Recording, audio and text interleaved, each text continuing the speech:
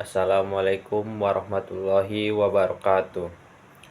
Perkenalkan, nama saya Wahyu Idris Hasibuan dengan NIM 2303200078. Di sini saya akan menjelaskan materi tentang advokasi berbasis data dan digital tools dalam agribisnis.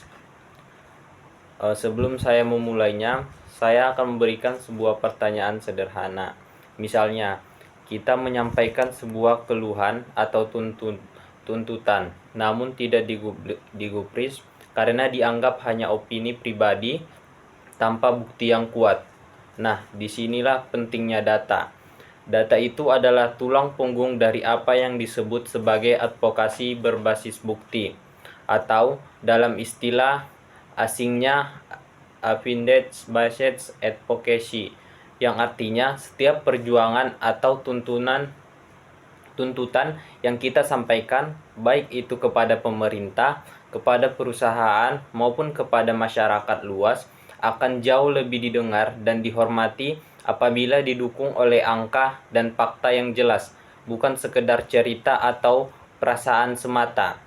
Nah, dalam konteks agribisnis, data memiliki dua peran utama.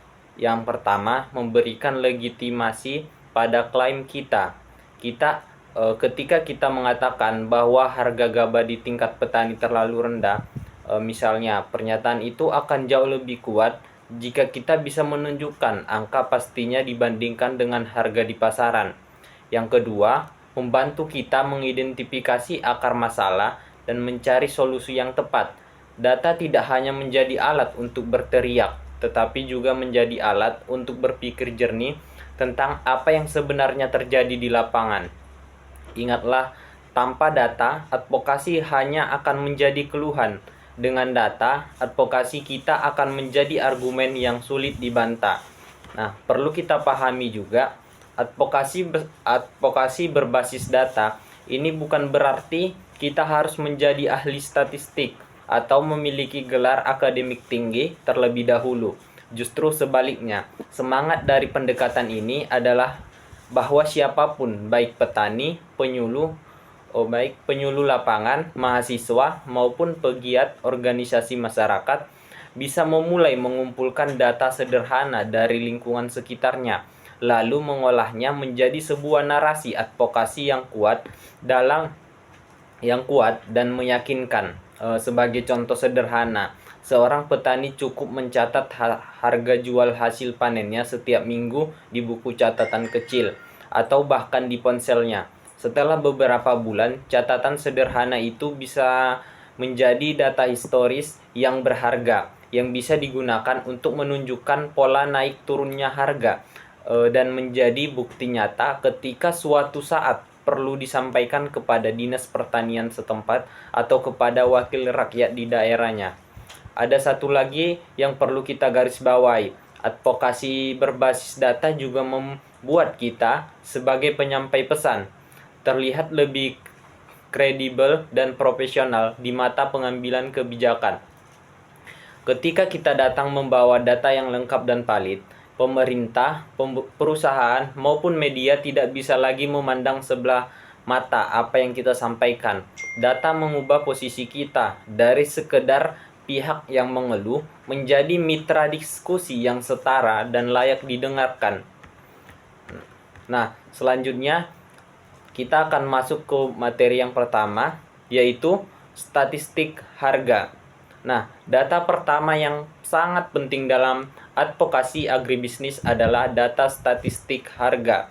Data harga ini bisa kita bagi menjadi 3 kelompok besar, yaitu harga di tingkat petani, harga di tingkat konsumen, dan perbandingan harga antar wilayah atau bahkan antar negara. Nah, yang pertama harga produsen atau harga di tingkat petani. Yang pertama adalah data fluktuasi harga di tingkat petani. Ini penting sekali untuk kita pantau, karena naiknya turun harga yang diterima petani dapat menjadi indikator dari beberapa persoalan, misalnya ketidakstabilan pendapatan petani, adanya masalah dalam rantai pasok, atau bahkan tekanan dari masuknya produk impor ke pasar domestik. Data semacam ini menjadi bukti yang sangat kuat ketika kita ingin mengadvokasikan kebijakan stabilisasi harga, atau ketika kita ingin meminta pemerintah memberikan subsidi kepada petani. Bayangkan jika hanya dibilang harga jagung petani sedang jatuh. Itu terdengar seperti keluhan biasa. Tapi jika kita bisa menunjukkan grafik bahwa harga jagung turun 30% dalam 3 bulan terakhir, ini menjadi fakta yang tidak bisa dibantah. Selanjutnya ada harga konsumen. Kelompok data kedua adalah harga di tingkat konsumen. Yang menarik di sini adalah kita membandingkan harga yang dibayar konsumen dengan harga yang diterima petani. Selisih inilah yang seringkali mengungkapkan adanya inefisiensi dalam rantai pasok, atau bahkan mengindikasikan adanya praktik-praktik kartel yang merugikan baik petani maupun konsumen. Sebagai contoh, jika harga cabai di tingkat petani hanya 15.000 per kilogram, namun di pasar konsumen mencapai 45.000 per kilogram, maka ada selisih besar yang perlu dipertanyakan. Siapa yang mengambil keuntungan besar di tengah rantai pasok tersebut? Inilah pertanyaan yang bisa kita angkat dalam advokasi kita. Selanjutnya, ada perbandingan harga regional dan global. Data ketiga adalah perbandingan harga antar daerah maupun antar negara, atau yang biasa disebut perbandingan harga regional dan global. Data ini sangat berguna untuk menunjukkan adanya disparati atau ketimpangan harga antar wilayah. Misalnya harga beras di Aceh yang berbeda jauh dengan harga di Jawa. Selain itu, data ini juga bisa dipakai untuk menunjukkan ketidakmampuan produk lokal kita yang bersaing dengan produk impor. Jika harga produk impor jauh lebih murah, kita perlu bertanya mengapa itu bisa terjadi dan kebijakan apa yang perlu diperlukan agar produk petani lokal tetap bisa bersaing secara sehat. Sebagai gambaran praktis, data harga semacam ini biasanya kita peroleh dari sumber-sumber resmi seperti Badan Pusat Statistik, panel harga pangan yang dikelola oleh Badan Pangan Nasional, Dinas Pertanian di daerah masing-masing, maupun dari pemantauan langsung yang kita lakukan di pasar-pasar tradisional. Semakin rutin kita mencatat dan memantau data ini, semakin kuat pula posisi tawar kita ketika suatu saat harus berhadapan dengan pengambilan kebijakan. Satu hal lagi yang kita perlu perhatikan, dari ketiga jenis data harga ini sebaiknya tidak dilihat secara terpisah, melainkan harus kita rangkai menjadi satu kesatuan cerita. Misalnya, ketika kita menemukan bahwa harga di tingkat petani turun, harga di tingkat konsumen tetap tinggi, dan harga produk impor jauh lebih murah, maka kita sedang melihat tiga sisi dari satu persoalan besar yang saling berkaitan. Dengan merangkai ketiganya, advokasi kita akan terlihat jauh lebih komprehensif dan tidak mudah dipatahkan dengan argumen tandingan yang sepotong-potong. Nah, materi selanjutnya adalah data produksi. Setelah membahas data harga, sekarang kita masuk ke jenis data yang kedua yang tidak kalah penting, yaitu data produksi. Data ini berkaitan langsung dengan seberapa banyak dan seberapa baik kualitas hasil pertanian yang kita hasilkan. Jika data harga tadi lebih banyak berbicara tentang nilai ekonomi yang diterima petani, maka data produksi ini berbicara tentang kapasitas dan kemampuan sektor pertanian kita dalam menghasilkan pangan. Kedua jenis data ini saling melengkapi, sebab harga yang tinggi tidak akan banyak berarti apabila hasil produksi petani justru sedikit, dan sebaliknya, produksi yang melampaui pun tidak akan menyejahterakan petani apabila harga jualnya terus tertekan. Di mana yang pertama volume produksi. Yang pertama itu volume produksi, yaitu data yang menunjukkan kapasitas produksi dari suatu komoditas tertentu. Misalnya, berapa ton beras, jagung, atau kopi yang dihasilkan dalam satu musim tanam. Jika kita melihat adanya penurunan volume produksi, ini bisa menjadi sinyal adanya masalah yang lebih dalam, seperti masalah ketersediaan lahan, dampak perubahan iklim, atau kurangnya insentif yang diberikan kepada petani untuk terus berproduksi. Data volume produksi ini sebaiknya kita bandingkan dari waktu ke waktu, misalnya antar musim tanam atau antar tahun, sehingga bisa kita lihat tren jangka panjang yang bukan hanya kondisi sesaat. Sebuah penurunan produksi pada satu musim saja mungkin masih wajar karena faktor cuaca. Namun jika tren penurunan ini terus-menerus selama beberapa tahun berturut-turut, maka ini adalah alarm serius yang harus segera kita advokasikan kepada pemangku kepentingan terkait sebelum berdampak pada ketahanan pangan yang lebih luas. Yang kedua, produksi lahan. Di mana produksi lahan itu yaitu seberapa besar hasil yang ditetapkan dari setiap hektar lahan yang digunakan. Data ini sangat esensial ketika kita ingin mengadvokasikan peningkatan teknologi pertanian, perbaikan sistem irigasi, atau penggunaan bibit unggul yang lebih produktif. Dengan data produktivitas, kita bisa menunjukkan misalnya bahwa produktivitas lahan petani kita masih jauh di bawah rata-rata atau bahkan di bawah negara tetangga, sehingga perlu ada intervensi kebijakan atau bantuan teknis yang lebih serius. Yang ketiga, varietas unggul. Ini adalah data mengenai varietas unggul, yakni data adopsi varietas unggul atau sebaran benih bersertifikat di kalangan petani. Data ini penting untuk melihat sejauh mana teknologi pertanian modern sudah diterima dan digunakan oleh petani di lapangan. Jika ternyata penggunaan benih unggul masih sangat rendah, ini bisa menjadi dasar advokasi kita untuk mendesak penyediaan benih berkualitas yang lebih terjangkau dan mudah diakses. Ketiga jenis data produksi ini, jika kita gabungkan, akan memberikan gambaran yang sangat utuh.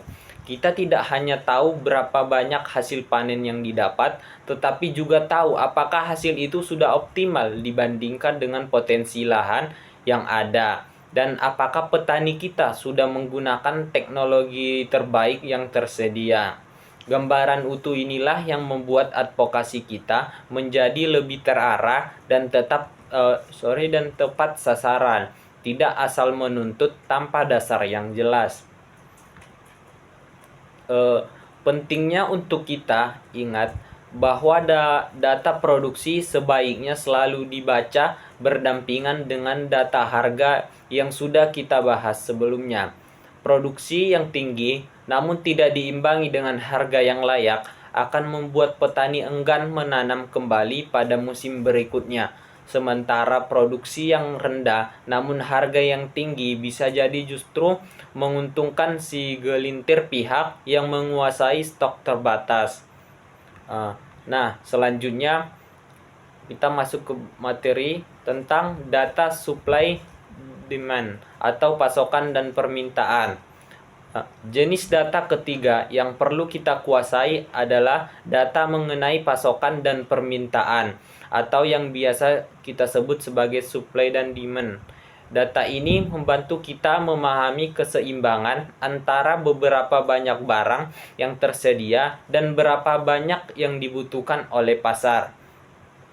Di mana yang pertama adalah kesenjangan pasokan. Data ini menunjukkan apakah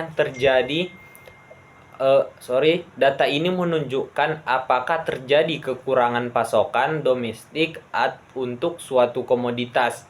Data semacam ini biasanya digunakan untuk dua arah advokasi yang berbeda. Di satu sisi, Ia bisa membenarkan kebijakan impor apabila memang benar-benar diperlukan untuk memenuhi kebutuhan masyarakat. Namun di sisi lain, data ini juga bisa digunakan untuk menyoroti urgensi peningkatan produksi lokal agar kita tidak terus bergantung pada barang impor.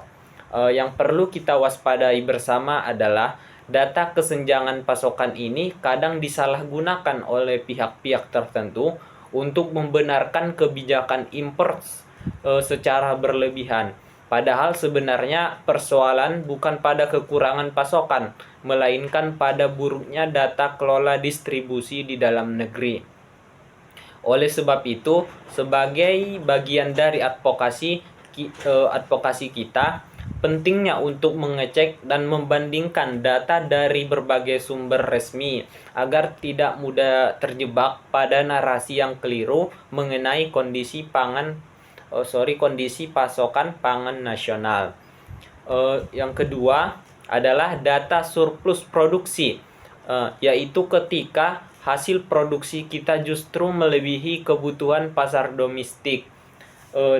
Data surplus ini bisa menjadi dasar advokasi untuk membuka pasar baru, baik pasar ekspor maupun pasar dalam negeri yang belum tergarap, mendorong pengembangan industri pengelolaan pasca panen, atau mendesak pemerintah untuk membuat kebijakan penyanggaan harga agar surplus tersebut tidak justru menjatuhkan harga di tingkat petani. Yang ketiga, ada data pola konsumsi masyarakat. Data ini sangat penting untuk memprediksi permintaan ke depan dan mengarahkan arah produksi petani kita. Dengan memahami pola konsumsi, kita bisa membantu petani menentukan komoditas apa yang sebaiknya ditanam agar hasil panennya benar-benar sesuai dengan kebutuhan pasar. Data supply dan demand ini jika dipantau secara berkala juga sangat membantu kita dalam merancang kampanye advokasi yang bersifat pencegahan, bukan hanya reaktif setelah masalah terjadi.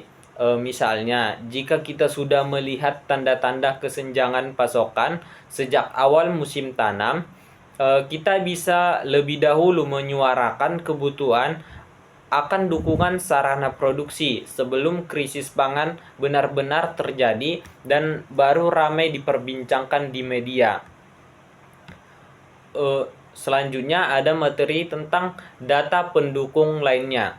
Selain 3 jenis data besar yang sudah kita bahas tadi, yaitu data harga, data produksi, dan data supply demand, ada juga beberapa jenis data pendukung lainnya yang tidak boleh kita lewati dalam advokasi agribisnis, di mana yang pertama adalah data sosial ekonomi petani, yang mencangkup data pendapatan petani, tingkat pendidikan, akses terhadap fasilitas kesehatan dan pendidikan, serta kondisi kehidupan petani secara umum. Data ini penting agar advokasi kita tidak hanya berbicara soal angka produksi dan harga semata, tetapi juga menyentuh sisi kemanusiaan dan kesejahteraan petani sebagai manusia. Bayangkan ketika kita berbicara tentang penurunan harga suatu komoditas, angka semata mungkin terasa abstrak bagi sebagian orang. Namun ketika kita sandingkan dengan data bahwa penurunan harga tersebut berdampak pada menurunnya kemampuan petani menyekolahkan anak-anaknya atau membuat mereka kesulitan mengakses layanan kesehatan dasar, maka isu inilah yang akan terasa jauh lebih dekat dan menyentuh hati banyak orang, termasuk para pengambil kebijakan. Yang kedua, ada dampak lingkungan yang mencangkup informasi tentang degradasi atau kerusakan lahan, penggunaan air dalam kegiatan pertanian, serta emisi gas rumah kaca yang dihasilkan dari aktivitas pertanian. Di era sekarang, isu keberlanjutan lingkungan menjadi sangat penting, sehingga data ini akan memperkuat advokasi kita agar terlihat lebih visioner dan bertanggung jawab terhadap masa depan. Data yang ketiga adalah data akses pasar, yaitu data mengenai kondisi infrastruktur jalan, sarana transportasi, dan fasilitas pasar yang ada di daerah-daerah pertanian. Seringkali permasalahan petani bukan hanya soal harga atau produksi, tetapi juga soal bagaimana hasil panen mereka bisa sampai ke pasar dengan cepat dan efisien. Data infrastruktur ini bisa menjadi dasar kuat untuk mendesak pembangunan jalan usaha tani, gudang penyimpanan, atau pasar-pasar baru di daerah sentra produksi.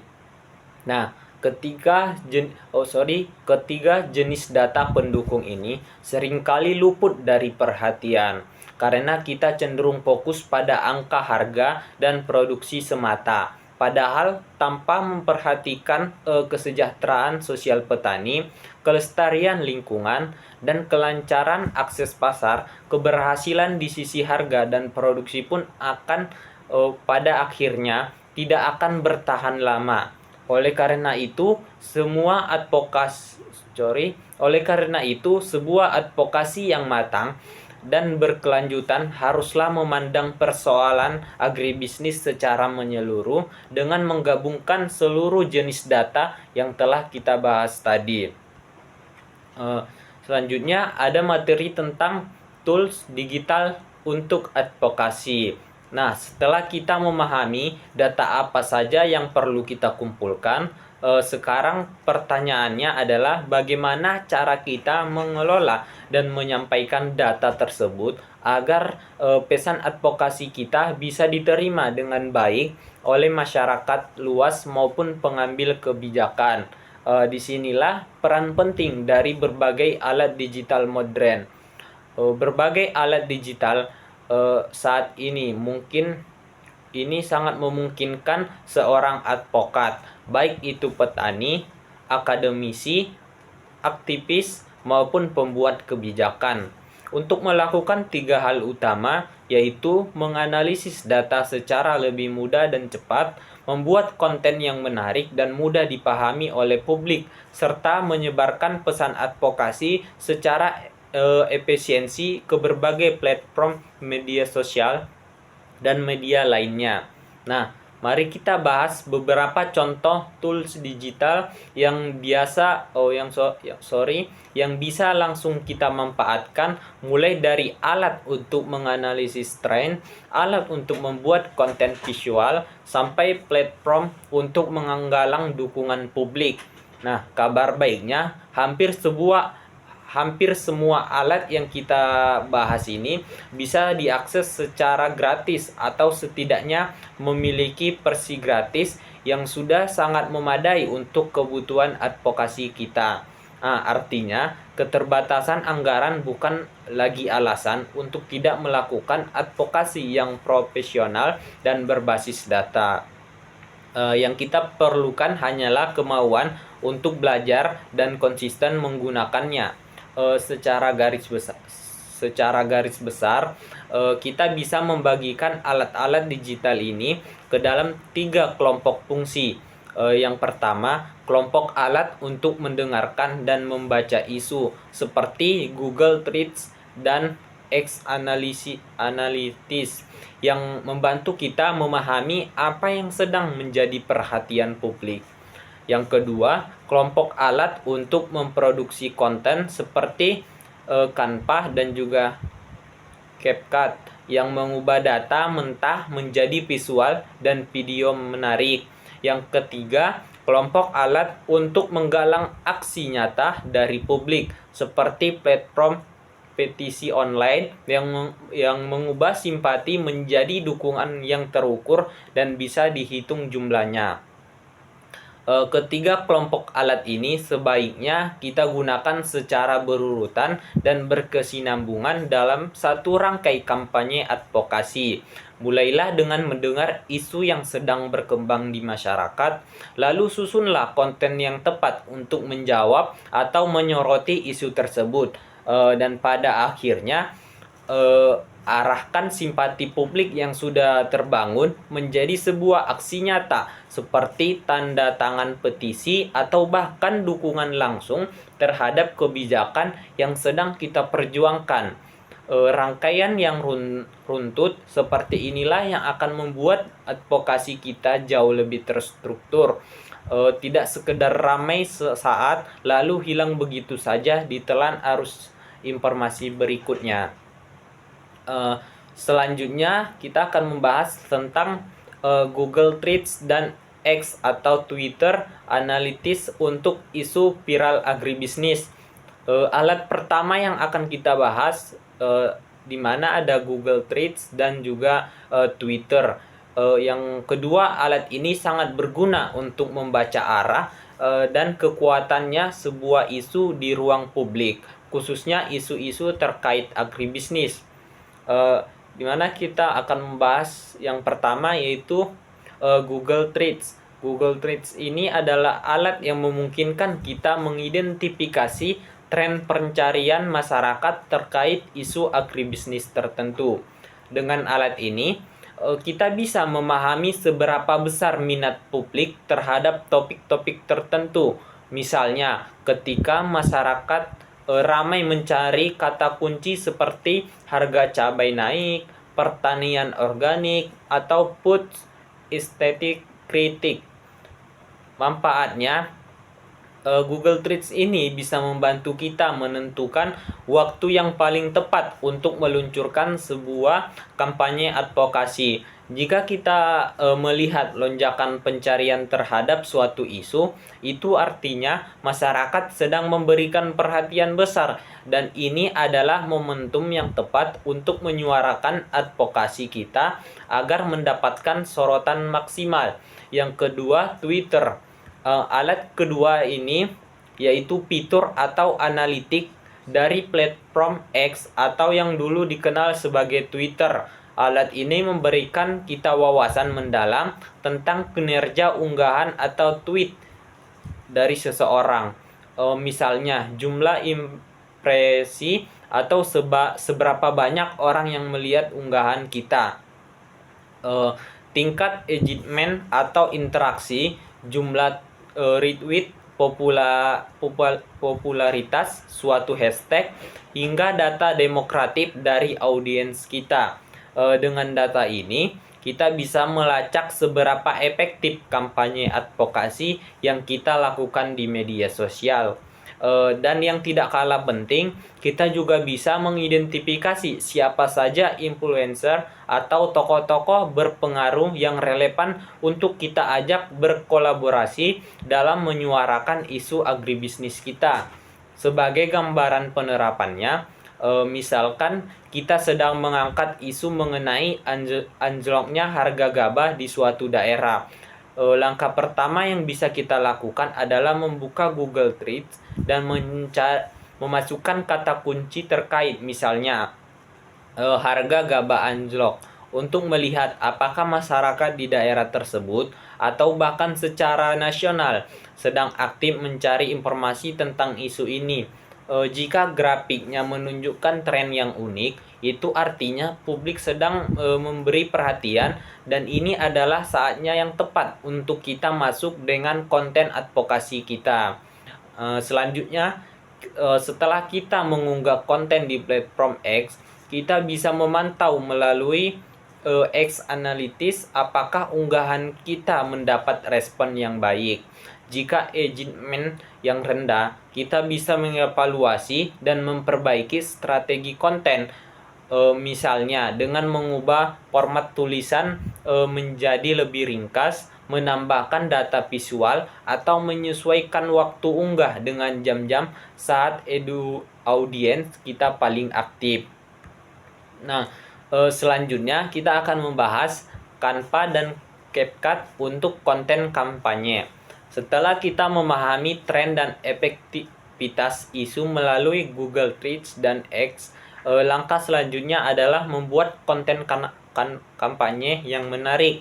Untuk keperluan ini, dua alat yang sangat direkomendasikan adalah Canva dan CapCut. Di mana yang pertama, Canva. Canva adalah sebuah platform desain grafis online yang sudah mudah digunakan, bahkan bagi mereka yang tidak memiliki latar belakang keahlian desain profesional sekalipun.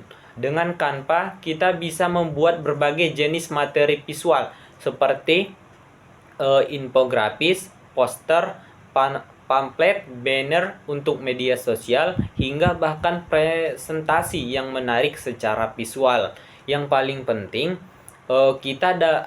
yang paling penting adalah konteks advokasi agribisnis. Canva sangatlah efektif digunakan untuk memvisualisasikan data pertanian yang tadinya terlihat rumit dengan penuh angka menjadi format yang jauh lebih mudah dicerna dan dipahami oleh masyarakat awam. Bayangkan data statistik harga yang panjang dan membosankan bisa kita ubah menjadi sebuah infografis sederhana dengan grafik dan warna yang menarik sehingga pesan kita lebih cepat sampai ke publik. Alat yang kedua adalah CapCut, sebuah aplikasi editor video berbasis seluler yang sangat populer digunakan untuk membuat video pendek yang dinamis dan menarik perhatian. CapCut sangatlah cocok digunakan untuk membuat konten video singkat yang akan kita unggah di platform seperti TikTok, Instagram Reels, maupun YouTube Short. Melalui video-video pendek inilah kita bisa menyebarkan pesan advokasi kita dengan cara yang lebih cepat dan lebih menyentuh sisi emosional audiens. Sebagai contoh, kita bisa membuat video singkat menggambarkan kondisi nyata kehidupan petani atau video yang menunjukkan dampak langsung dari suatu kebijakan atau isu tertentu terhadap kehidupan mereka sehari-hari. Sebagai tips praktis, ketika menggunakan Canva dan membuat infografis data pertanian, usahakan untuk tidak memasukkan terlalu banyak angka sekaligus dalam satu tampilan.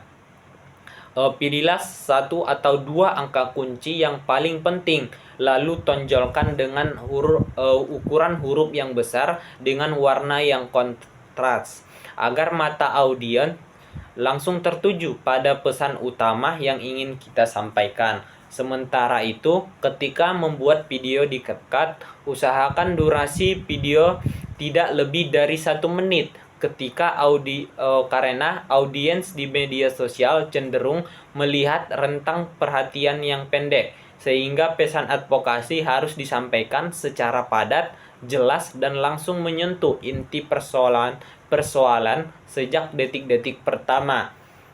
Di mana kombinasi Canva dan CapCut ini sesungguhnya saling melengkapi satu sama lain.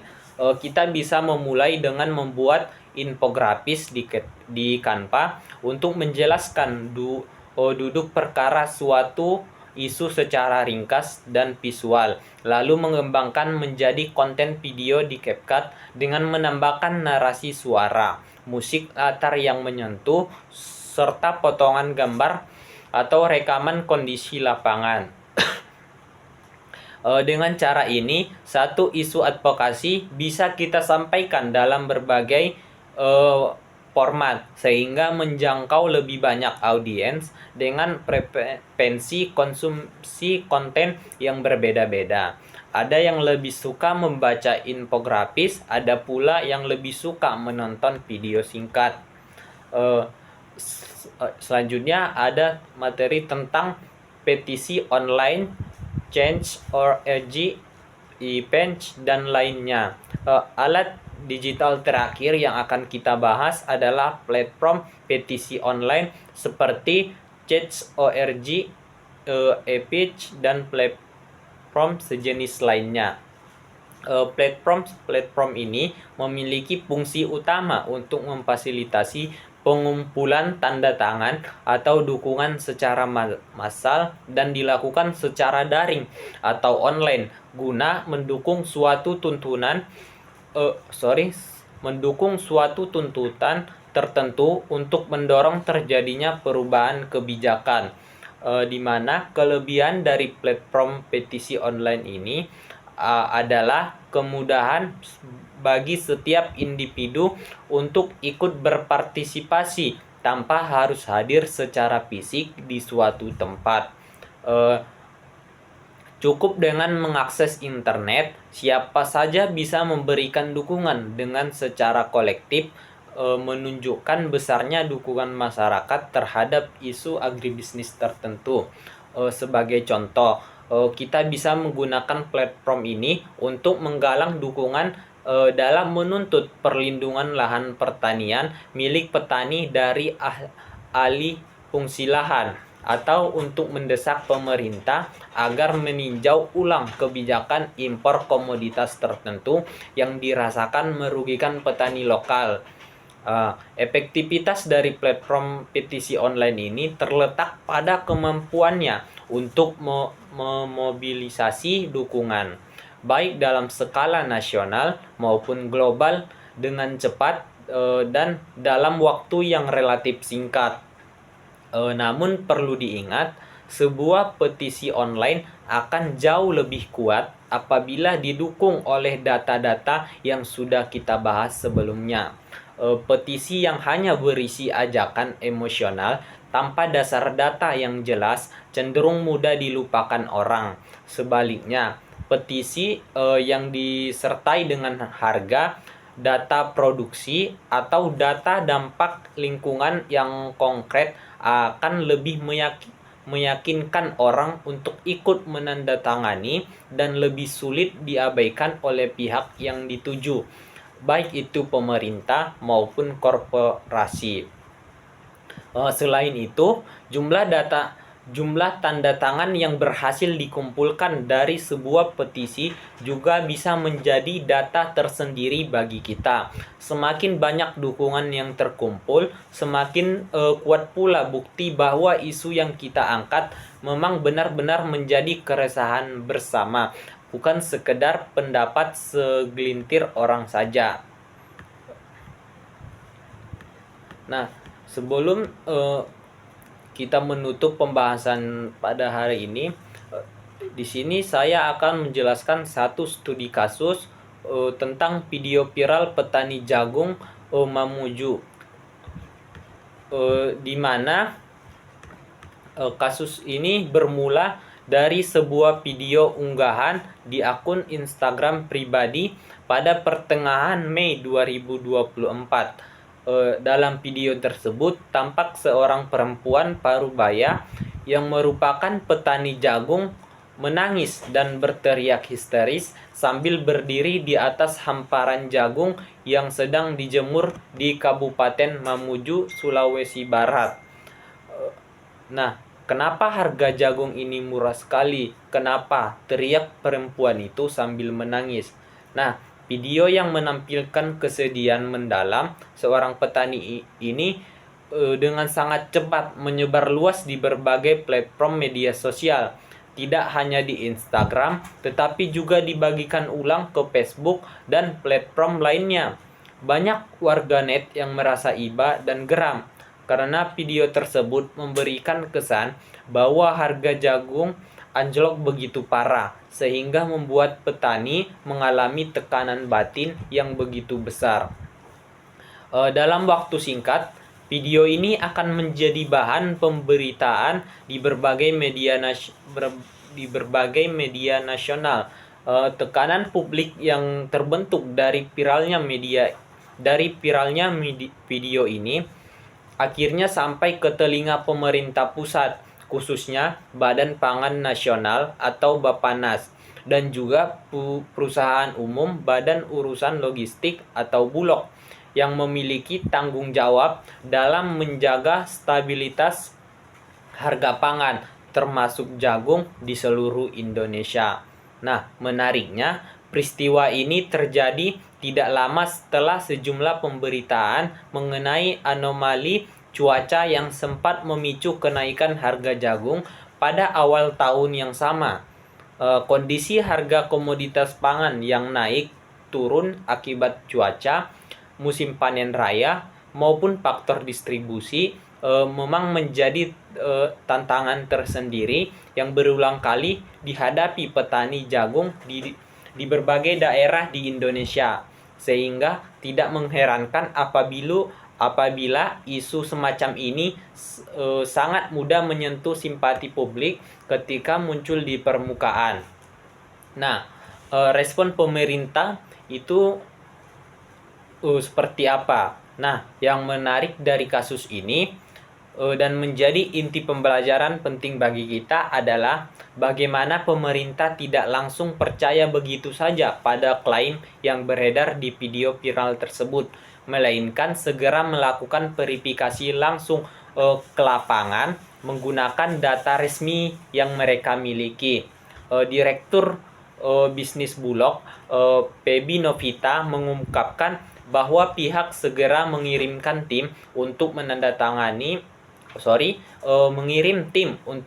mendatangi langsung lokasi yang ada dalam video tersebut di Mamuju. Nah, hasil penelusuran di lapangan ternyata cukup mengejutkan banyak pihak, di mana Bulog langsung menyamperin ke sana. Ternyata mereka tidak ditemukan harga jagung segitu.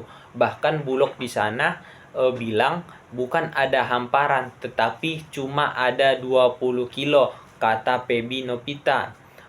Berdasarkan data resmi harga acuan pembelian atau HAP yang telah ditetapkan pemerintah, harga jagung di tingkat petani seharusnya berada di angka 5.000 per kilogram.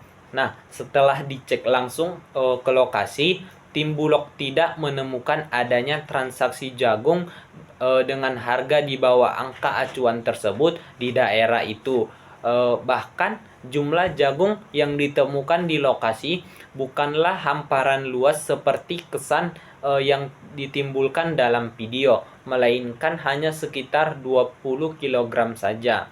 Nah, inilah yang menjadi titik krusial dari studi kasus ini, di mana sebuah video yang secara emosional sangat kuat dan menyentuh hati banyak orang ternyata setelah diverifikasi dengan data lapangan dan data harga resmi tidak sepenuhnya menggambarkan kondisi yang sebenarnya terjadi di lokasi tersebut. Proses verifikasi seperti inilah yang seharusnya menjadi standar dalam menyikapi setiap isu yang viral di media sosial, baik oleh pemerintah, media massa, maupun oleh kita sebagai masyarakat yang menerima informasi tersebut. Alih-alih langsung menghakimi atau menyebarkan kesimpulan sepihak, langkah mengecek data resmi dan turun langsung ke lapangan. Sebagaimana yang dilakukan oleh Bulog dalam kasus ini adalah contoh baik dari budaya kerja yang berbasis bukti, bukan sekedar berbasis opini atau emosi sesaat. Nah, kebijakan yang diambil pemerintah. Nah, meskipun hasil verifikasi menunjukkan bahwa klaim dalam video tidak sepenuhnya akurat, pemerintah tetap memandang serius persoalan harga jagung di tingkat petani secara umum. Kepala Badan Pangan Nasional Ari Prasetyo Adi menyampaikan bahwa pihaknya telah mengambil langkah antisipasi dengan menaikkan harga acuan pembelian jagung, di mana untuk antisipasi sudah menaikkan harga dari sebelumnya 4.200, tahun ini 5.000. Harusnya memperhatikan agroinput sehingga produk tanaman pangan seperti jagung harus hargai petani, jelas Ari Prasetyo Adi. Selain menaikkan harga acuan, pemerintah melalui Bulog juga menunjukkan data konkret mengenai upaya penyerapan jagung dari petani. Dalam kurun waktu 2 bulan terakhir sebelum peristiwa ini viral, Bulog tercatat telah menyerap sebanyak 10.000 ton jagung dari petani yang berasal dari Kabupaten Donpu di Nusa Tenggara Barat dan Kabupaten Bolang Mogondo di Sulawesi Utara masing-masing sebanyak 5.000 ton. Data penyerapan ini menjadi bukti bahwa pemerintah melalui Bulog tadi sesungguhnya sudah bergerak untuk membantu petani sebelum isu ini viral. Namun, informasi mengenai upaya ini rupanya belum banyak diketahui oleh masyarakat luas maupun oleh petani itu sendiri. Sehingga ketika satu video emosional muncul, publik menganggap pemerintah itu tidak berbuat apa-apa. Kepala Bappenas juga menyampaikan sebuah imbauan kepada masyarakat, khususnya kepada petani yang mengalami persoalan serupa di lapangan, di mana dia mengatakan sebaiknya kalau seperti itu langsung kasih tahu aja lokasinya di mana, kasih aja Badan Pangan atau Bulog setempat supaya bisa kita serap. Itulah kata Ari Prasetyo Adi. Nah, apa sih kaitan studi kasus dengan pentingnya data? Nah, mari sejenak kita hubungkan studi kasus tadi dengan materi yang kita bahas sebelumnya mengenai pentingnya data dalam advokasi agribisnis. Nah, studi kasus ini menunjukkan kepada kita dua sisi mata uang yang sama pentingnya.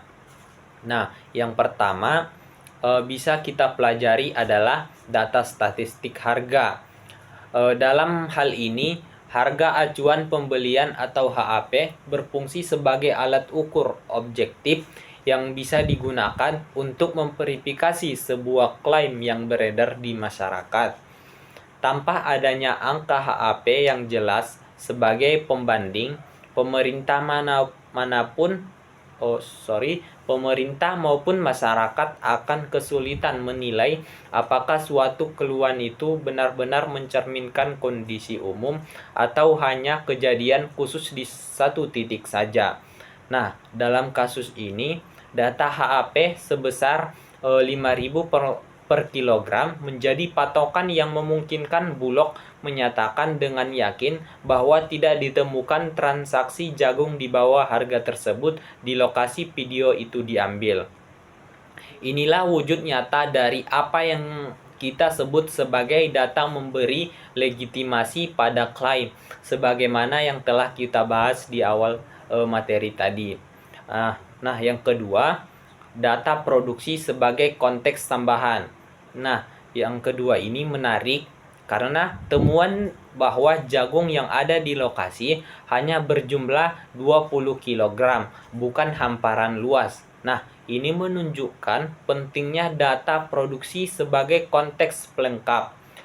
Data volume produksi yang sesungguhnya di lokasi tersebut ternyata sangatlah kecil, sehingga produksi yang menampilkan kesan hamparan luas jagung yang tidak laku menjadi kurang mewakili skala persoalan yang sebenarnya terjadi. Nah, apa kaitan studi kasus tadi dengan digital tools? Nah, selain berbicara soal data, studi kasus ini juga sangat erat kaitannya dengan pembahasan kita mengenai digital tools untuk advokasi, khususnya mengenai bagaimana media sosial dapat mempercepat penyebaran sebuah isu agribisnis hingga menjadi viral dan mendapatkan perhatian nasional. Nah, yang pertama, media sosial sebagai pemicu isu viral. Nah, video yang diunggah di Instagram ini adalah contoh nyata dari kekuatan konten emosional di media sosial.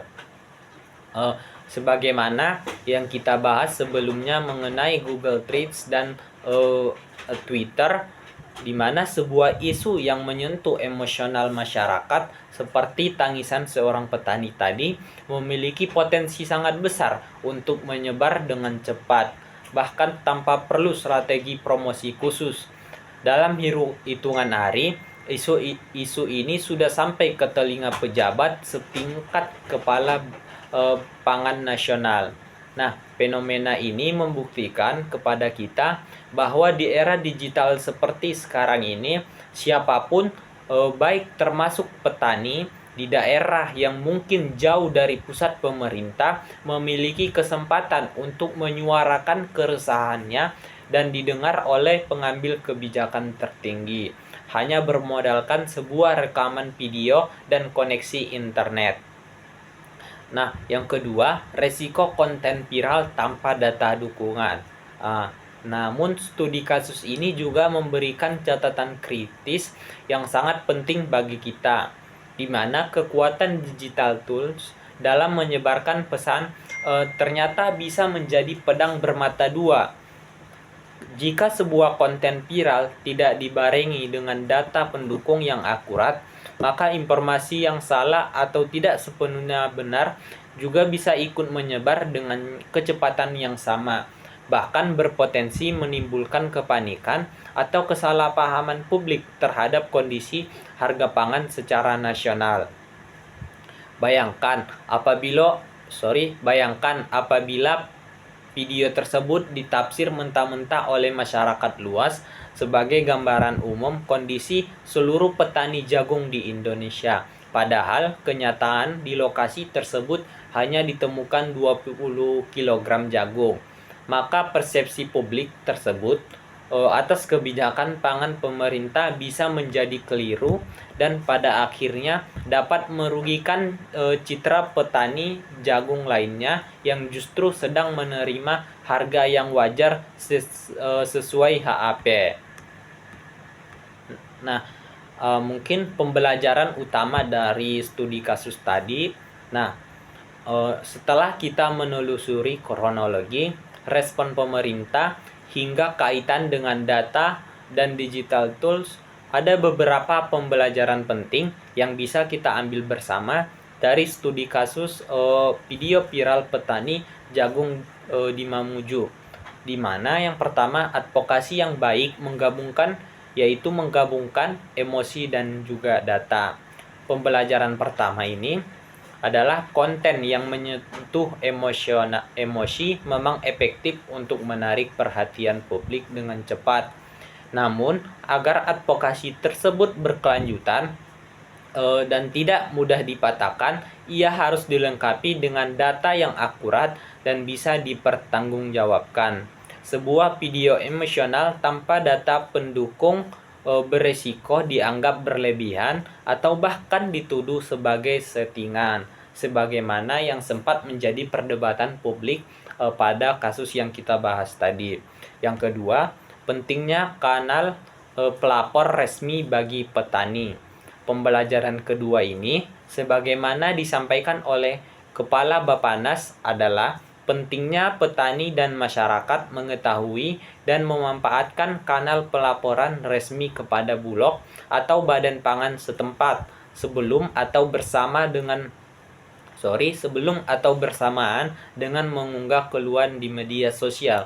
Dengan begitu, penanganan persoalan harga bisa dilakukan lebih cepat dan tepat sasaran, tanpa mengunggah sebuah isu viral terlebih dahulu untuk mendapat perhatian. Yang ketiga, pemerintah perlu lebih terbuka menyampaikan data. Nah, pembelajaran ketiga ini adalah untuk pihak pemerintah maupun lembaga terkait, yaitu pentingnya menyampaikan data-data capaian, seperti data penyerapan 10.000 ton jagung yang telah dilakukan oleh Bulog, secara lebih terbuka dan proaktif kepada publik. Apabila data semacam ini disosialisasikan secara rutin sejak awal, kepercayaan publik terhadap kinerja pemerintah dalam menjaga harga pangan akan lebih terjaga dan risiko kesalahpahaman akibat video viral yang tidak lengkap konteksnya dapat diminimalkan.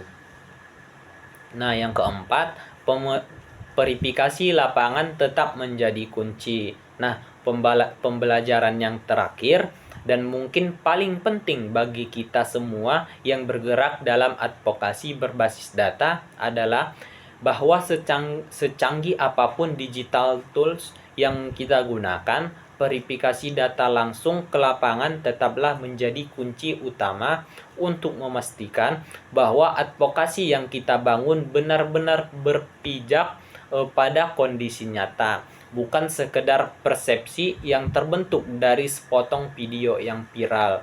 Nah, kelima, dari beberapa pembelajaran ini sesungguhnya sangatlah berkaitan erat satu sama lain dan kembali menegaskan benang merah yang sudah kita bahas sejak awal materi, di mana advokasi yang kuat dan berkelanjutan adalah advokasi yang mempertemukan kekuatan emosi manusia dengan kekuatan data yang objektif, dijembatani oleh digital tools yang digunakan secara bertanggung jawab.